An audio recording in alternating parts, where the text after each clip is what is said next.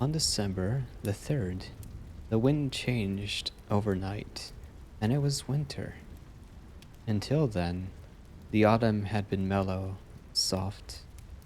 The leaves had lingered on the trees, golden red, and the hedgerows were still green. The earth was rich where the plow had turned it. Nat Hawken, because of a wartime disability, had a pension and did not work full time at the farm. He worked 3 days a week, and they gave him the lighter jobs: hedging, thatching, repairs to the farm buildings. Although he was married with children, Although he was married with children, his was a solitary disposition. He liked best to work alone. It pleased him when he was given a bank to build up or a gate to mend at the far end of the peninsula, where the sea surrounded the farmland on either side. Then, at midday, he would pause and eat the pastry that his wife had baked for him, and, sitting on the cliff's edge, would watch the birds. Autumn knew, hmm, Autumn was best for this, better than spring. In spring, the birds flew inland, purposeful, intent. They knew where they were bound. The rhythm and ritual of their life brooked no delay. In autumn, those that had not migrated overseas but remained to pass the winter were caught up in the same driving urge.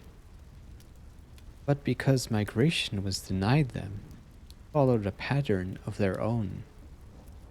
Great flocks of them came to the peninsula, restless, uneasy, spending themselves in motion.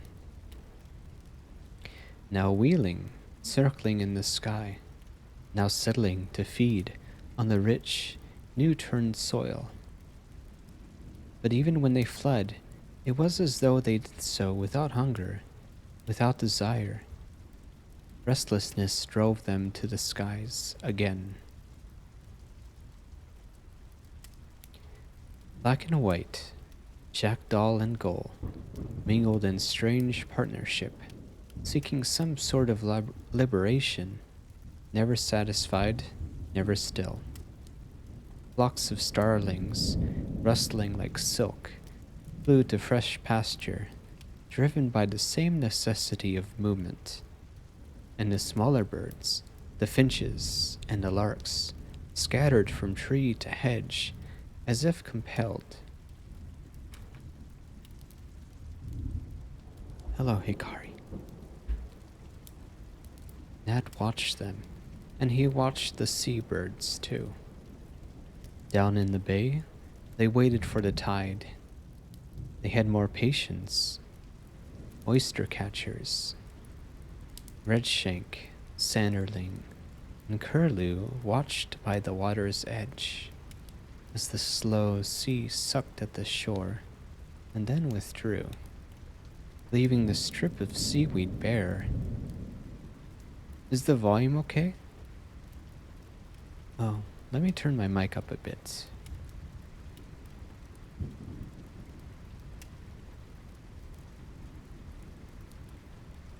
Let me know if the audio is good.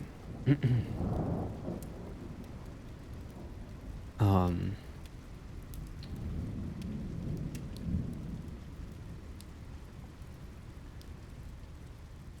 Leaving the strip of seaweed bare and the shingle churned, the seabirds. Oh, I need to reconnect that. Glasses. There we go. Volume's good. All right. And the seabirds raced and ran upon the beaches. Then that same impulse to flight seized upon them too. Crying, whistling, calling, they skimmed the placid sea and left the shore. Make haste, Make speed, hurry, and be gone.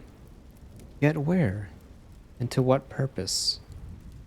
The restless urge of autumn, unsatisfying, sad, had put a spell upon them, and they must flock, and wheel, and cry. They must spill themselves of motion before winter came. Perhaps, thought Nat, munching his pastry by the cliff's edge,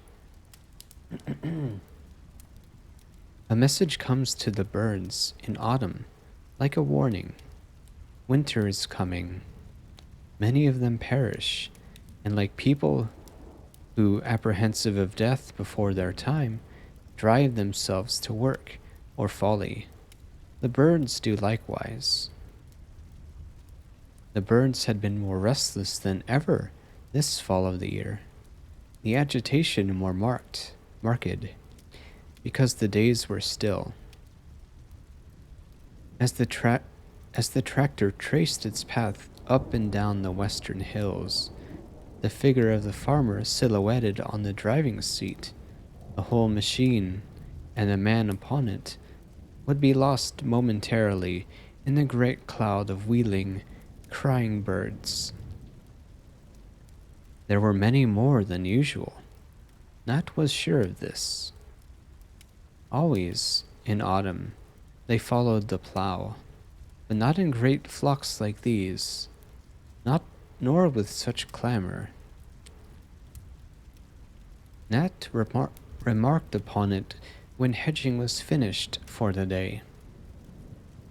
Yes, said the farmer, there are more birds than usual. I've noticed it too. And daring, some of them taking no notice of the tractor. One or two gulls came so close to my head this afternoon, I thought they'd knock my cap off.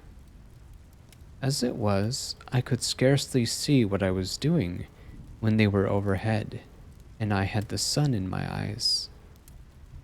I have a notion the weather will change. It will be a hard winter. That's why the birds are restless.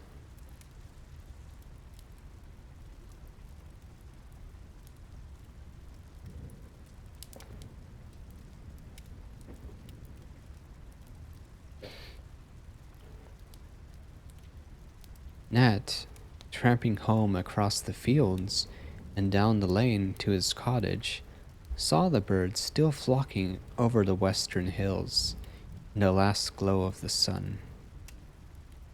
No wind, and the gray sea calm and full. Campion in bloom, yet the hedges and the air mild. The farmer was right, though, and it was that night the weather turned. Nat's bedroom faced east. He woke just after 2 and heard the wind in the chimney. Not the storm and bluster of a southwesterly gale bringing the rain, but east wind, cold and dry. It sounded hollow in the chimney, and a loose slate rattled on the roof. Nat listened, and he could hear the sea roaring in the bay. Even the air in the small bedroom had turned a chill. A draught came under the skirting of the door, blowing upon the bed. Nat drew the blanket around him, leaned closer to the back of his sleeping wife, and stayed wakeful, watchful, and aware of misgiving without cause. Then he heard the tapping on the window. There was no creeper on the cottage walls to break loose and scratch upon the pane. He listened, and the tapping continued until, irritated by the sound, Nat got out of bed and went to the window. He opened it, and as he did so, something brushed his hand, jabbing at his knuckles, raising the skin. Dandra, thank you for the follow. Then he saw the flutter of wings, and it was gone, over the roof, behind the cottage. It was a bird. What what kind of bird he could not tell. The wind must have driven it to shelter on the sill. He shut the window and went back to bed, but feeling his knuckles wet, put his mouth to the scratch. The bird had drawn blood. Frightened, he supposed, and bewildered, the bird seeking shelter had stabbed at him in the darkness.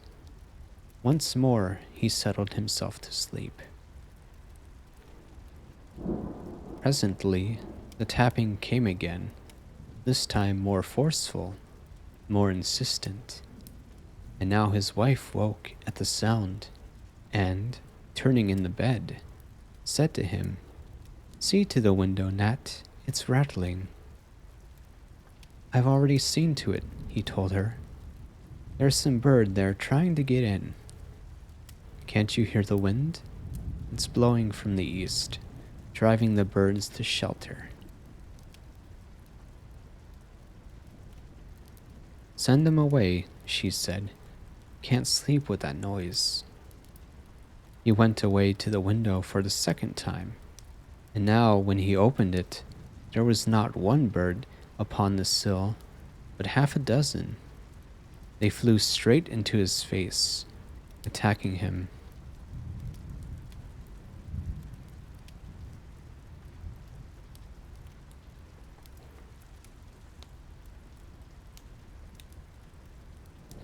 He shouted, striking out at them with his arms, scattering them. Like the first one, they flew over the roof and disappeared. Quickly, he let the window fall and latched it. "Did you hear that?" he said. "They went for me, tried to peck my eyes." He stood by the window, peering into the darkness, and could see nothing. His wife, heavy with sleep, murmured from the bed. "I'm not making it up," he said, angry at her suggestion. "I tell you the birds were on the sill, trying to get into the room." Suddenly, a frightened cry came from the room across the passage where the children slept. "It's Jill," said his wife, roused at the sound, sitting up in her bed. "Go to her, see what's the matter."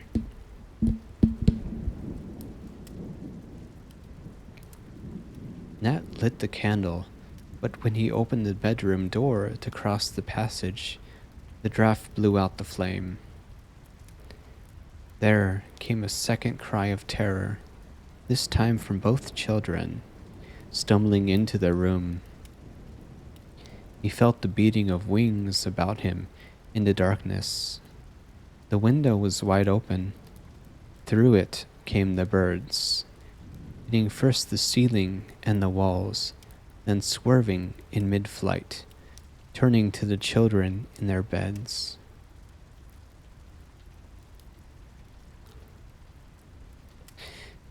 "It's all right, I'm here," shouted Nat, and the children flung themselves, screaming, upon him, while in the darkness the birds rose and dived and came for him again.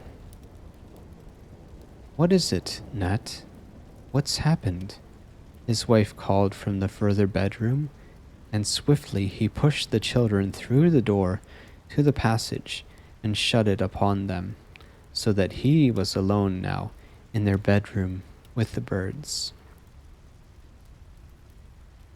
He seized a blanket from the nearest bed and, using it as a weapon, flung it to the right and left about him in the air. He felt the thud of bodies, or the fluttering of wings, but they were not yet defeated, for again and again they returned to the assault, jabbing his hands, his head, the little stabbing beaks sharp as pointed forks. The blanket became a weapon of defense. He wound it around about his head and then, in the greater darkness, beat at the birds with his bare hands. He dared not stumble to the door and open it, lest in doing so, the birds should follow him.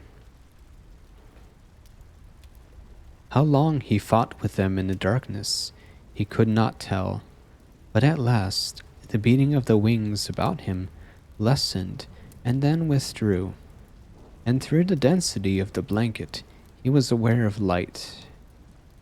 He waited, listened. There was no sound except for the fretful crying of one of the children from beyond the room. The fluttering, the whirring of the wings had ceased.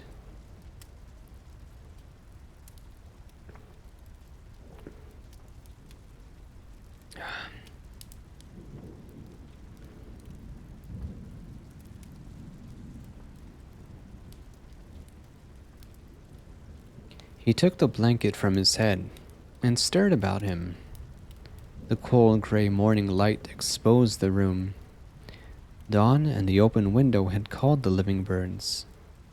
The dead lay on the floor. Nat gazed at the little corpses, shocked and horrified. They were all small birds, none of any size. There must have been 50 of them lying there upon the floor. There were robins, finches, sparrows, blue-tits, larks, and bramblings, birds that by nature kept to their own flock and their own territory, and now, joining one with another in their urge for battle, had destroyed themselves against the bedroom walls, wherein the strife had been destroyed by him. Some had lost feathers in the flight, others had blood, his blood, upon their beaks. Sickened, Nat went to the window and stared out across his patch of gardens to the field.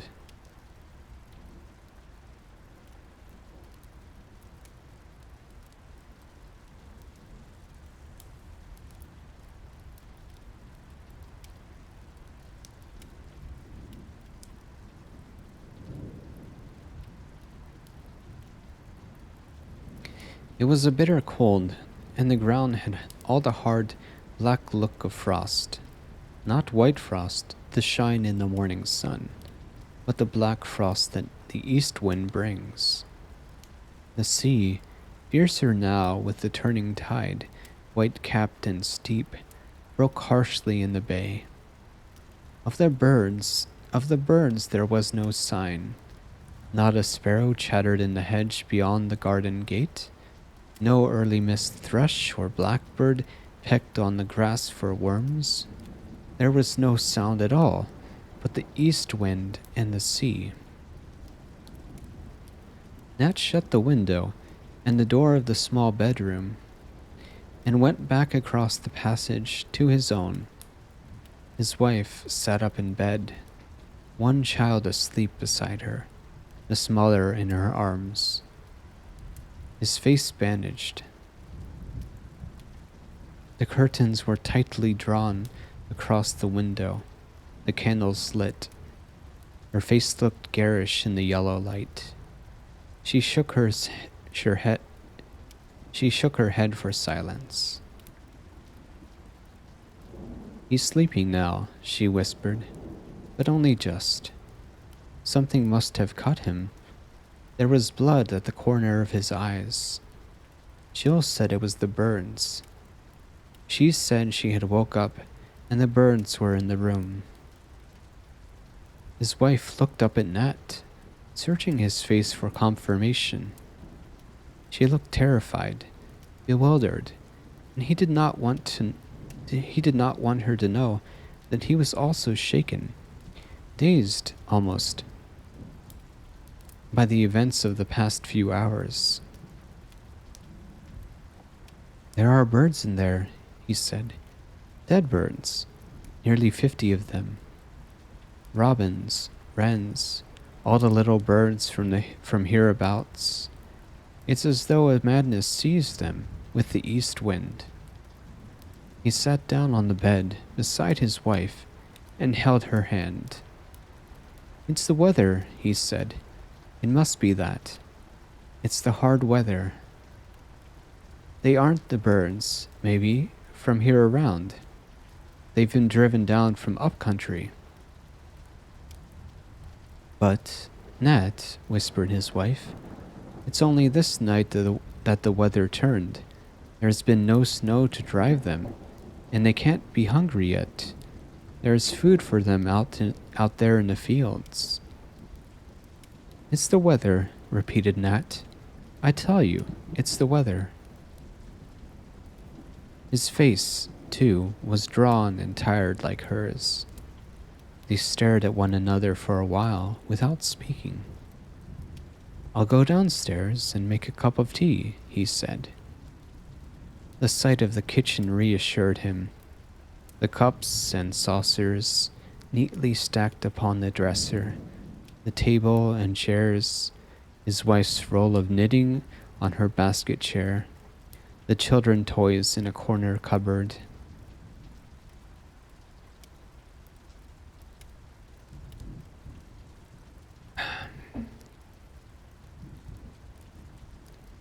He knelt down, raked out the old embers, and relit the fire.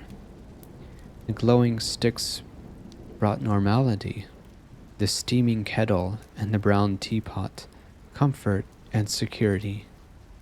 He drank his tea, carried a cup up to his wife. Then he washed in the scullery and, putting on his boots, opened the back door.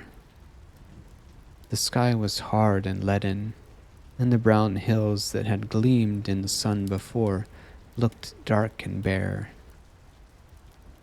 The east wind, like a razor, stripped the trees and the leaves, crackling and dry, shivered and scattered with the wind's blast. Nat stubbed the earth with his boot. It was frozen hard. He had never known a change so swift and sudden. Black winter had descended in a single night. The children were awake now. Jill was chattering upstairs, and young Johnny crying once again. Nat heard his wife's voice, soothing, comforting. Presently they came down. He had breakfast ready for them, and the routine of the day began.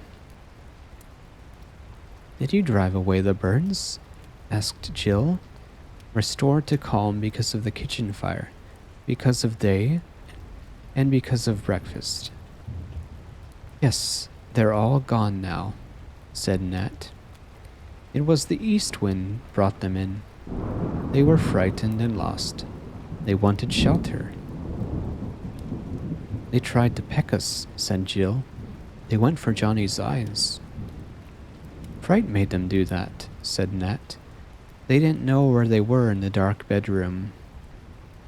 "I hope they won't come again," said Jill. "Perhaps if we put bread for them outside the window, they will eat that and fly away." She finished her breakfast and then went for her coat and hood, her school books and her satchel. Nat said nothing, but his wife looked at him across the table. A silent message passed between them. "I'll walk with her to the bus," he said. "I don't go to the farm today." And while the child was washing in the scullery, he said to his wife, "Keep all the windows closed and the doors too, just to be on the safe side. I'll go to the farm, find out if they heard anything in the night." Then he walked with his small daughter up the lane. She seemed to have forgotten her experience of the night before. She danced ahead of him, chasing the leaves, her face whipped with the cold and rosy under the pixie hood. "Is it going to snow, Dad?" she said. "It's cold enough."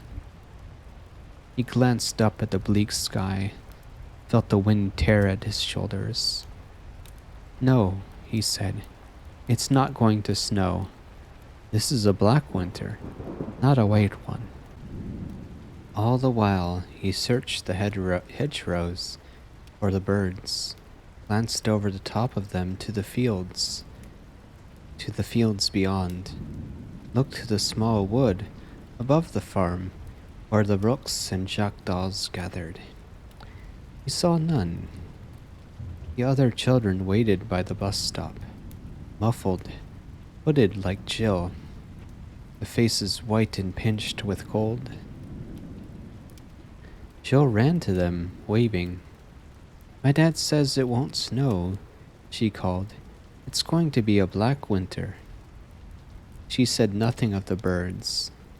She began to push and struggle with another little girl. The bus came ambling up the hill.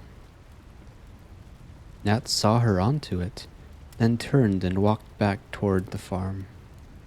It was not his day for work, and he wanted to satisfy himself that all was well. Jim, the cowman, was clattering in the yard. "Boss around?" asked Nat. "Gone to market," said Jim. "It's Tuesday, isn't it?" He clumped off round the corner of a shed. He had no time for Nat. Nat was said to be superior, but at books and the like. Nat had forgotten that it was Tuesday. This showed how the events of the preceding night had shaken him. He went to the back door of the farmhouse and heard Mrs. Triggs singing in the kitchen, the wireless making a background to her song. "Are you there, Mrs.?" called out Nat. She came to the door, beaming, broad, a good-tempered woman.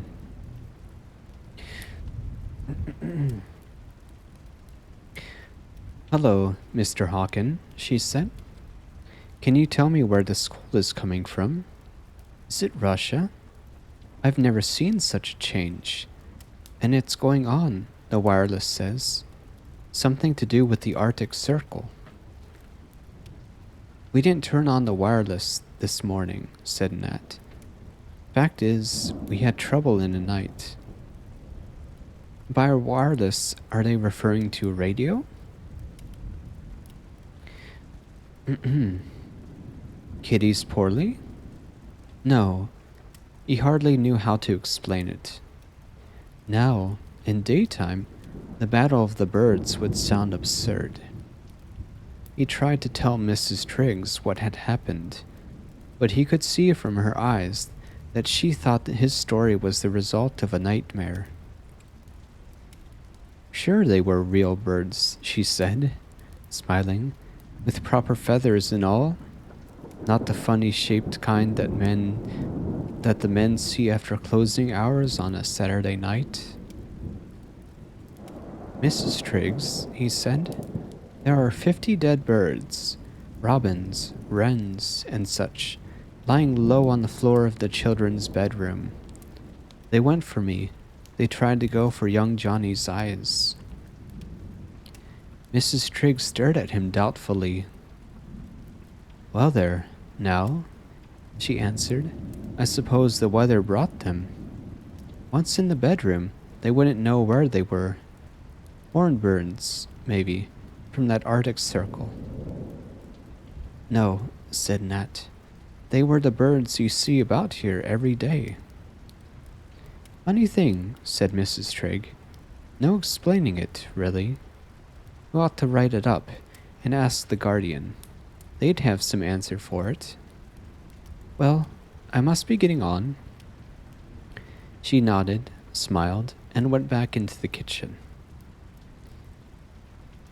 Nat, dissatisfied, turned to the farm gate. Had it not been for those corpses on the bedroom floor, which he must now collect and bury somewhere, he would have considered the tale exaggeration too. Jim was standing by the gate. "Had any trouble with the birds?" asked Nat. "Birds? What birds?" "We got them up at our place last night. Scores of them. came in the children's bedroom. Quite savage they were. Oh? It took time for anything to penetrate Jim's head. Never heard of birds acting savage, he said at length. They get tame, like, sometimes. I've seen them come to the windows for crumbs. These birds last night weren't tame. No? Cold? Maybe. Hungry. You put out some crumbs. Jim was no more interested than Mrs. Triggs had been. It was, Nat thought, like air raids in the war. No one down this end of the country knew what the Plymouth folk had seen and suffered. You had to endure yourself. You had to endure something yourself before it touched you. He walked back along the lane and crossed the stile to his cottage. He found his wife in the kitchen with young Johnny. See anyone? She asked. Mrs. Triggs and Jim, he answered. I don't think they believed me. Anyway, nothing wrong up there.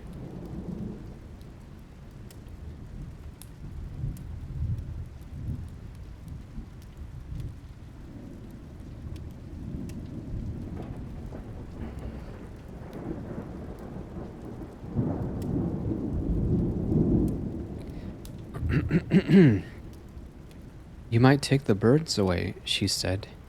I dare not go into the room and make the beds until you do. I'm scared. Nothing to scare you now, said Nat. They're dead, aren't they?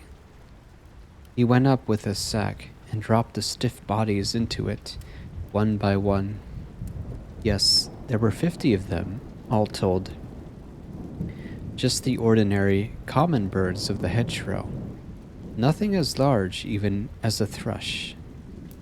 It must have been fright that made them act the way they did. Blue tits, wrens.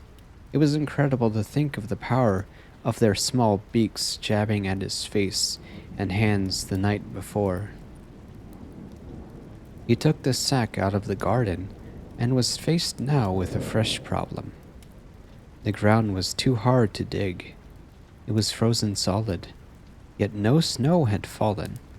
Nothing had happened in the past hours but the coming of the east wind. It was unnaturally queer. The weather prophets must be right. The change was something connected with the Arctic Circle. The wind seemed to cut him to the bone as he stood there uncertainly, holding the sack. He could see the white-capped seas breaking down under the bay. He decided to take the birds to the shore and bury them. When he reached the beach below the headland, he could scarcely stand. The force of the east wind was so strong, it hurt to draw breath, and his bare hands were blue. Never had he known such cold, not in all the bad winters he could remember. It was low tide. He crunched his way over the shingle to the softer sand, and then, his back to the wind, ground the pit in the sand with his heel. He meant to drop the birds into it, but as he opened up the sack, the force of the wind carried them, lifted them, as though in flight again, and they were blown away from him along the beach, tossed like feathers, spread and scattered. The bodies of the 50 frozen birds. There was something ugly in the sight. He did not like it. The dead birds were swept away from him by the wind. The tide will take them when it turns, he said to himself. He looked out to the sea and watched the crested breakers, combing green. They rose stiffly, curled, and broke again, and because it was ebb tide, the roar was distant, more remote, lacking the sound and the thunder of the flood. Then he saw them, the gulls, out there, riding the seas. What he had thought at first to be the white caps of the waves were gulls, hundreds, thousands, tens of thousands. They rose and fell in the throe of the seas, heads to the wind, like a mighty fleet at anchor, waiting on the tide. To eastward and to the west, the gulls were there. They stretched as far as his eye could reach, in close formation, line upon line. Had the sea been still, they would have covered the bay like a white cloud, head to head, body packed to body. Only the east wind, whipping the sea to breakers, hid them from the shore. Nat turned and, leaving the beach, climbed the steep path home. Someone should know of this. Someone should be told. Something was happening because of the east wind and the weather that he did not understand. He wondered if he should go to the call box by the bus stop and ring up the police. Yet what could they do? What could anyone do? Tens of thousands of gulls riding the sea there in the bay because of the storm, because of hunger. The police would think him mad or drunk, or take the statement from him with great calm. Thank you. Yes, the matter has already been reported. The hard weather is driving the birds inland in great numbers. Nat looked about him. Still no sign of any other bird. Perhaps the cold had sent them all from up country. As he drew near to the cottage, his wife came to meet him at the door. She called to him, excited. Nat, she said, it's on the wireless. They've just read out a special news bulletin. I've written it down.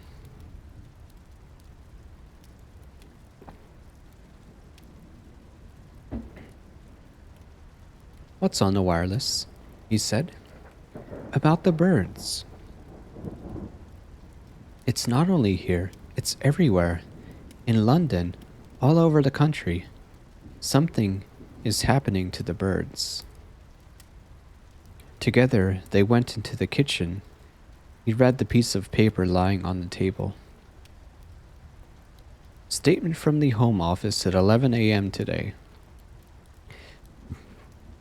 Reports from all over the country are coming in hourly about the vast quantity of birds flocking above towns, villages, and outlying districts, causing obstruction and damage, and even attacking individuals. It is thought that the Arctic airstream, at present covering the British Isles, is causing birds to migrate south in immense numbers, and that an intense hunger may drive these birds to attack human beings. Householders are warned to see their windows, doors, and chimneys. To their windows, doors, and chimneys, and to take reasonable precautions for the safety of their children. A further statement will be issued later. A kind of excitement seized Nat. He looked at his wife in triumph. There you are, he said. Let's hope that they'll hear that at the farm. Mrs. Trigg will know it wasn't any story. It's true. All over the country. I've been telling myself all morning there's something wrong. And just now, down on the beach, I looked out to the sea, and there are gulls. Thousands of them. Tens of thousands. You couldn't put a pin between their head. And they're all out there, riding on the sea, waiting. What are they waiting for? Nat, she asked. He stared at her, then looked down again at the piece of paper. I don't know, he said slowly. It says here the birds are hungry. He went over to the drawer where he kept his hammer and tools. What are you going to do, Nat? See to the windows and the chimneys, too, like they tell you. You think they would break in with the windows shut? Those sparrows and robins and such? Why, how could they?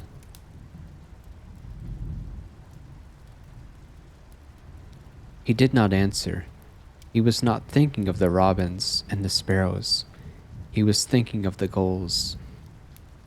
He went upstairs and worked there the rest of the morning, boarding the windows of the bedrooms. Mystery. Thank you. Boarding the windows of the bedrooms, filling up the chimney bases. It was good that it was his free day and he was not working at the farm. It reminded him of the old days, at the beginning of the war. He was not married then, and he had made all the blackout boards for his mother's house in Plymouth. Made the shelter too. Not that it not that it had not that it had been of any use when the moment came. He wondered if they would take these precautions up at the farm. He doubted it. Too easygoing. Harry Trigg and his missus. Maybe they'd laugh at the whole thing. Go off to a dance. Or drive.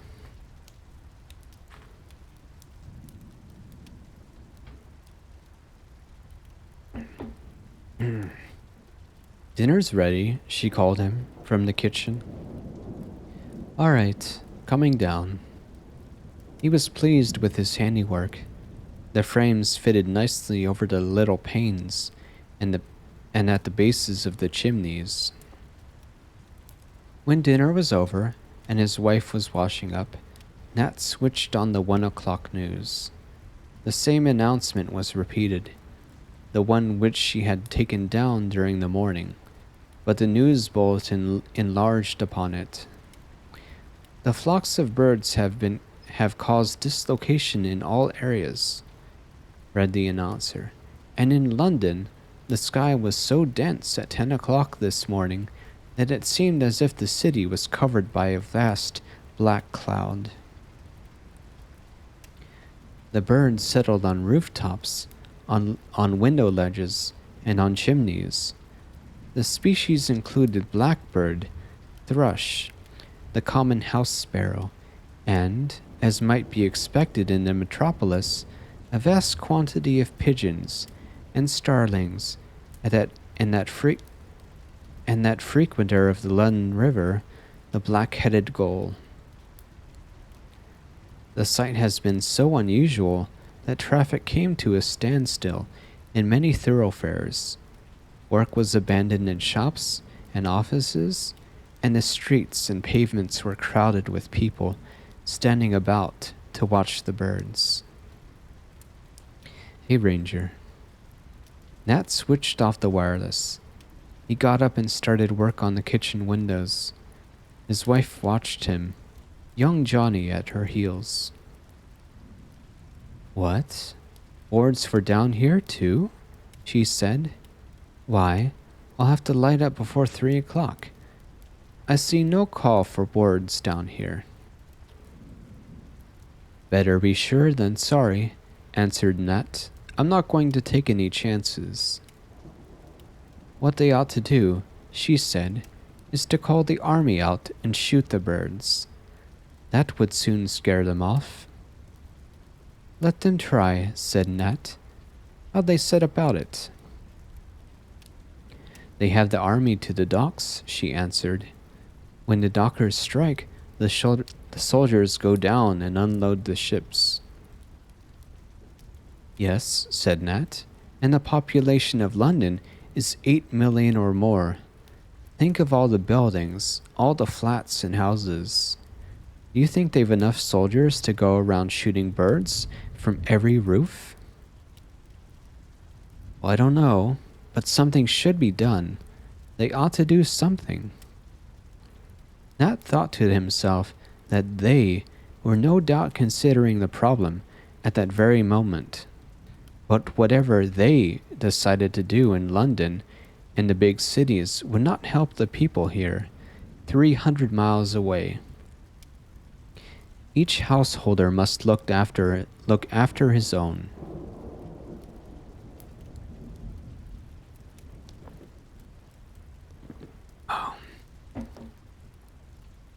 How are we off for food? He said. Now, Nat, whatever next? Never mind. What have you got in the larder? It's shopping day tomorrow. You know that. I don't keep uncooked food hanging about. It goes off. Butcher doesn't call till the day after, but I can bring back something when I go in tomorrow. Nat didn't want to scare her. Wait. Nat did not want to scare her. He thought it possible that she might not go to town tomorrow. He looked in the larder for himself, and in the cupboard where she kept her tins. They would do for a couple of days. Bread was low. What about the baker? He comes tomorrow too. He saw she had flour. If the baker did not call, she had enough to bake one loaf. We'd be better off in the old days, he said, when the women baked twice a week and had pilchards salted, and there was food for a family to last the siege, if need be. I've tried the children with tinned fish. They don't like it, she said. Nat went on hammering the boards across the kitchen windows. Candles. They were low in candles, too.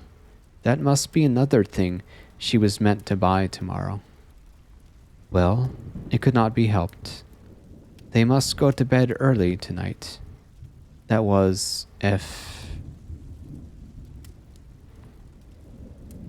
He got up and went out of the back door and stood in the garden, looking down toward the sea. There had been no sun all day, and now, at barely 3 o'clock, a kind of darkness had already come out. The sky sullen, heavy, colorless like salt. He could hear the vicious sea drumming on the rocks. He walked down the path, halfway to the beach, and then he stopped. He could see the tide had turned. The rock that had shone in mid-morning was now covered. But it was not the sea that held his eyes. The gulls had risen. They were circling, hundreds of them, thousands of them, lifting their wings against the wind. It was the gulls that made the darkening of the sky, and they were silent. They made not a sound. They just went on soaring and circling, rising and falling, trying their strength against the wind. Nat turned. He ran up the path, back to the cottage. I'm going for Jill, he said. I'll wait for her at the bus stop. What's the matter? Asked his wife. You've gone quite white. Keep Johnny inside, he said. Keep the door shut. Light up now and draw the curtains. It's only just gone 3, she said. Never mind. Do what I tell you. He looked inside the tool shed outside the back door. Nothing there of much use. A spade was too heavy, and a fork was no good. He took the hoe. It was the only possible tool, and light enough to carry. He started walking up the lane to the bus stop, and now and again glanced back over his shoulder. The gulls had risen higher now. Their circles were broader, wider. They were spreading out in huge formations across the sky. He hurried on, although he knew the bus would not come to the top of the hill before 4 o'clock. He had to hurry. He passed no one on the way. He was glad of this. No time to stop and chatter. At the top of the hill, he waited. He was much too soon. There was half an hour still to go. The east wind came whipping across the fields from the higher ground. He stamped his feet and blew upon his hands. In the distance, he could see the clay hills, white and clean, against the heavy pallor of the sky. Something black rose from behind them, like a smudge at first, then widening, becoming deeper, and the smudge became a cloud, and the cloud divided again into 5 other clouds, spreading north, east, south, and west. And they were not clouds at all, they were birds. He watched them travel across the sky, and as one section passed overhead, within 200 or 300 feet of him, he knew from their speed they were bound inland, up country. They had no business with the people here on the peninsula. They were rooks, crows, jackdaws, magpies, jays, all birds that usually preyed upon the smaller species. But this afternoon, they were bound on some other mission.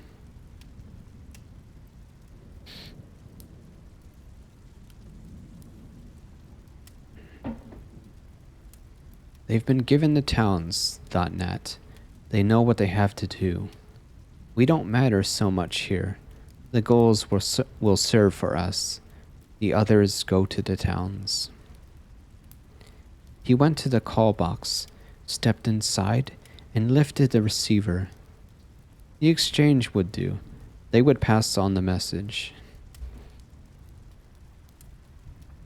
I'm speaking from the highway, he said, by the bus stop. I want to report large formations of birds traveling up country. The gulls are also forming at the bay.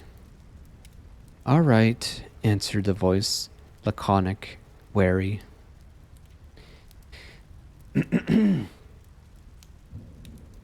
You'll be sure and pass on this message to the proper quarter.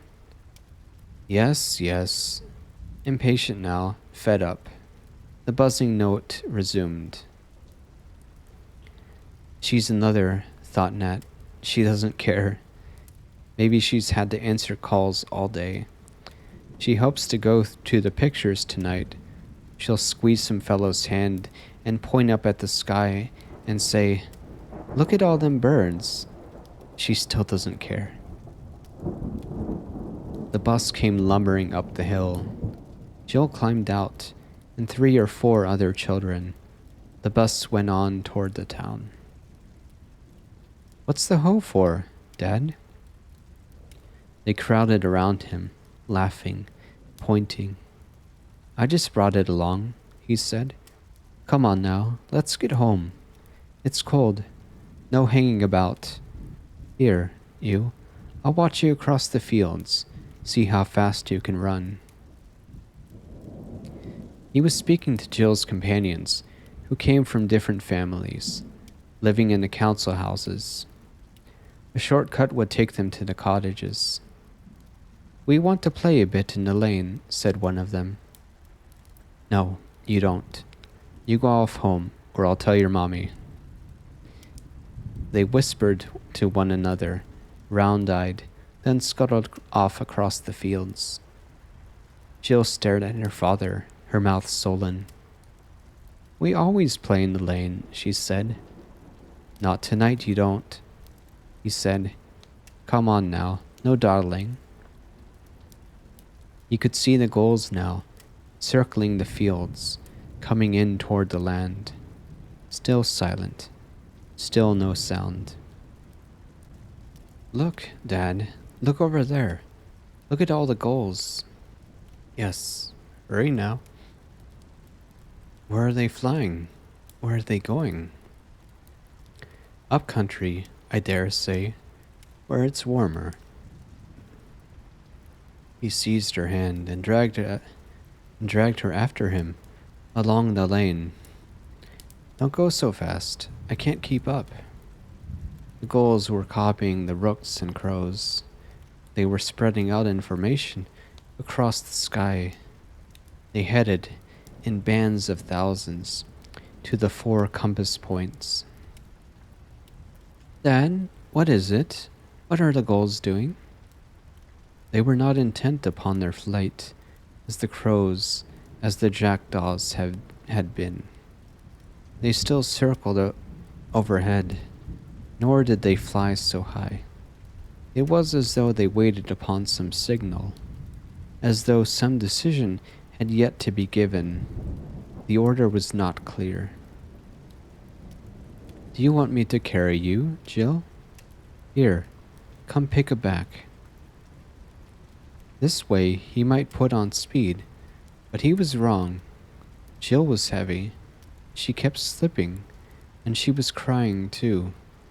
His sense of urgency, of fear, had communicated itself to the child. I wish the gulls would go away. I don't like them. They're coming closer to the lane. He put her down again. He started running, swinging Jill after him. As they went past the farm, turning, he saw the farmer backing his car out of the garage. Nat called to him. Can you give us a lift? He said. What's that? Mr. Trigg turned in the driving seat and stared at them. Then a smile came to his cheerful, rubicund face. It looks as though we're in for some fun, he said. Have you seen the gulls? Jim and I are going to take a crack at them. Everyone's gone bird crazy, talking of nothing else. I hear you were troubled in the night. Want a gun? Nat shook his head. The small car was packed. There was just room for Jill if she crouched on top of the petrol tins on the back seat. I don't want a gun, said Nat, but I'd be obliged if you'd run Jill home. She's scared of the birds. He spoke briefly. He did not want to talk in front of Jill. Okay, said the farmer. I'll take her home. Why don't you stop behind and join the shooting match? We'll make the feathers fly. Jill climbed in, and turning the car, the driver sped up the lane. Nat followed after Trigg. He must be crazy. What use was a gun against a sky of birds? Now Nat was not responsible for Jill. He had time to look around him. The birds were circling still above the fields, mostly herring gull, but the black-beaked gull amongst them. Usually they kept apart, now they were united. Some bond had brought them together. It was the black-backed gull that attacked the smaller birds, and even newborn lambs, so he'd heard. He'd never seen it done. He remembered this now, though, looking above him in the sky. They were coming in toward the farm. They were circling lower in the sky, and the black-backed gulls were to the front. The black-backed gulls were leading. Sirius, thank you for the follow. The farm, then, was their target. They were making for the farm. Nat increased his pace toward his own cottage. He saw the farmer's cart turn and come back along the lane. It drew up beside him with a jerk. The kid has run inside, said the farmer. Your wife was watching for her. Well, what do you make of it? They're saying in town the Russians have done it. The Russians have poisoned the birds. And how could they do that? Asked Nat. Don't ask me. You know how stories get around. Will you join my shooting match? No, I'll get along home. The wife will be worried else.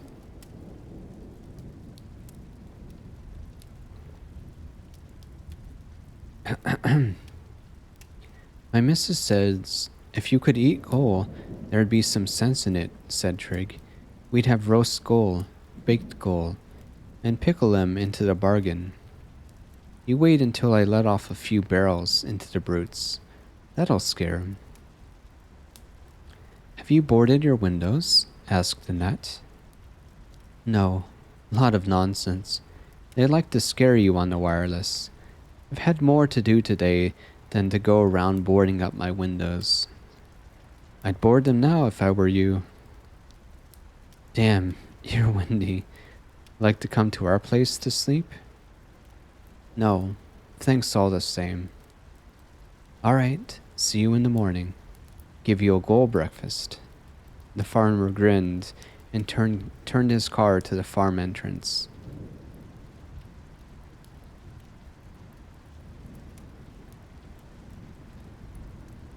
Nat hurried on, past the little wood, past the old barn, and then across the stile to the remaining field.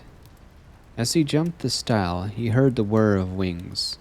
A black-backed gull dived down at him from the sky, missed, swerved in flight, and rose to dive again. In a moment it was joined by others. 6, 7, a dozen black-backed and herring mixed. Nat dropped his hoe. The hoe was useless. Covering his head with his arms, he ran toward the cottage. They kept coming at him from the air, silent save for the beating wings, the terrible, fluttering wings. He could feel the blood on his hands, his wrists, his neck. Each stab of a swooping beak tore his flesh. If only he could keep them from his eyes. Nothing else mattered. He must keep them from his eyes. They had not learned yet how to cling to his shoulder, how to rip clothing, how to dive in mass upon the head, upon the body. But with each dive, with each attack, they became bolder, and they had no thought for themselves. When they dived low and missed, they crashed, bruised and broken, on the ground. As Nat ran, he stumbled, kicking their spent bodies in front of him. He found the door. He hammered upon it with his bleeding hands. Because of the boarded windows, no light shone. Everything was dark. "Let me in," he shouted. "It's Nat. Let me in." He shouted loud to make himself heard above the whir of the gull's wings.